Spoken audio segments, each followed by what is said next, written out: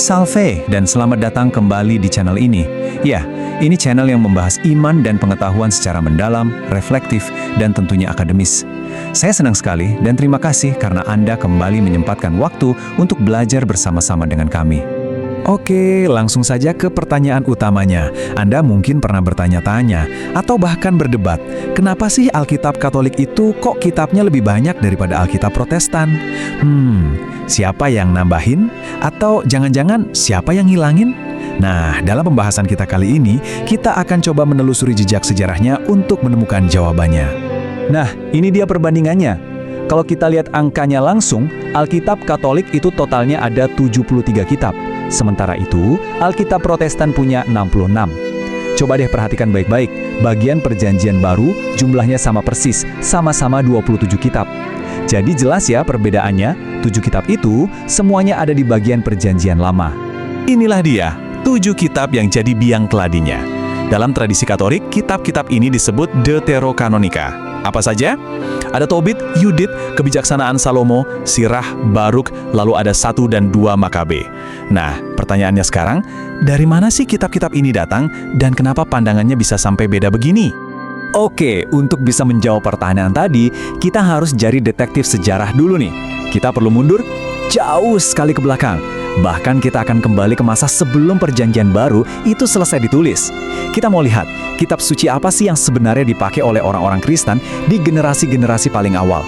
Nah, kenalan dulu sama yang namanya Septuaginta. Jadi jauh sebelum zaman Yesus, sekitar 200 tahun sebelumnya, kitab suci orang Ibrani itu diterjemahkan ke dalam bahasa Yunani. Kenapa? Ya karena bahasa Yunani itu bahasa pergaulan internasional saat itu. Terjemahan inilah yang disebut Septuaginta. Dan ini poin yang paling penting. Versi Septuaginta inilah yang paling banyak dipakai oleh orang Yahudi pada masa itu. Dan di dalamnya sudah ada kitab-kitab Deuterokanonika tadi. Coba kita lihat alur waktunya biar lebih jelas. Sekitar 200 tahun sebelum Masehi, Septuaginta ini sudah ada dan dipakai luas.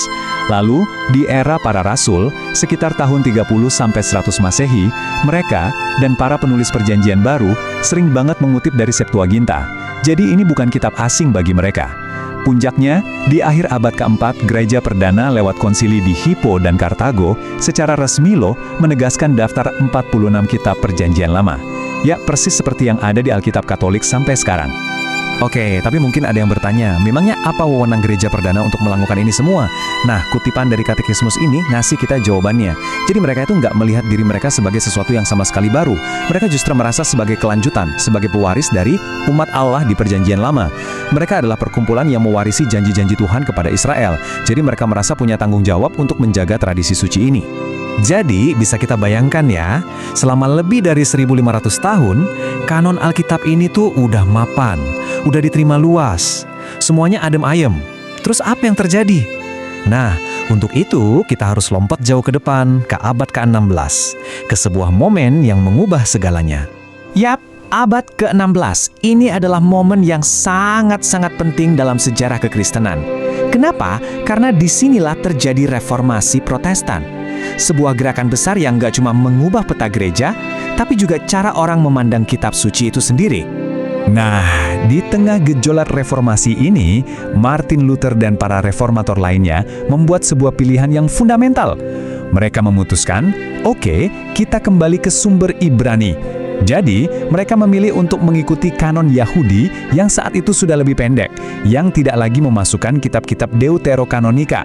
Dan akibatnya, ya, ketujuh kitab itu pun tidak lagi dianggap sebagai bagian dari kanon Perjanjian Lama dalam tradisi mereka.